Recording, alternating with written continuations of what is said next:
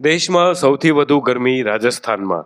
ગરમીથી હાલ કોઈ રાહત નહીં. તાપમાન હજુ 3 ડિગ્રી વધે તેવી પણ ચેતવણી.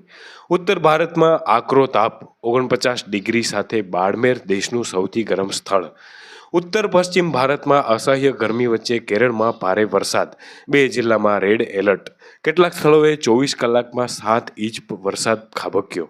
રાજસ્થાનના ફલોદીમાં તાપમાનનો પારો 50 ડિગ્રીએ પહોંચ્યાની ચર્ચા. આકાશમાંથી અગન વર્ષા. દેશના અનેક શહેરોનું તાપમાન 45 ડિગ્રીની નજીક.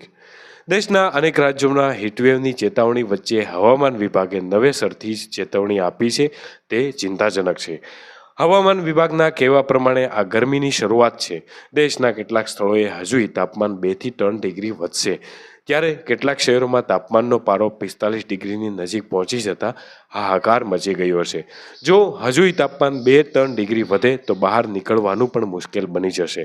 ઉત્તર અને પશ્ચિમ ભારતમાં આગામી દિવસોમાં એક્સ્ટ્રીમ હીટવેવની પરિસ્થિતિ સર્જાશે.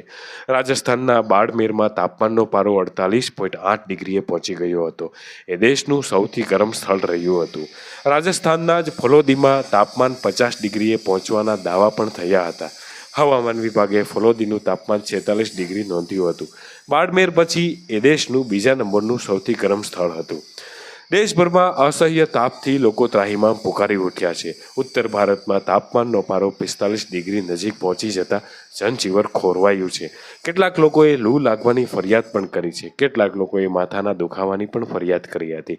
દિલ્હી, બિહાર, ઉત્તર પ્રદેશ, રાજસ્થાન, ગુજરાત, હરિયાણા, મહારાષ્ટ્ર, પંજાબ જેવા કેટલાક રાજ્યોમાં પ્રચંડ ગરમીનો અનુભવ થયો હતો. દિવસે તો ઠીક, પણ મોડી રાત્રે પણ વાતાવરણમાં ઠંડકનો અનુભવ ન થતાં લોકોની હાલત કફોડી બની ગઈ હતી.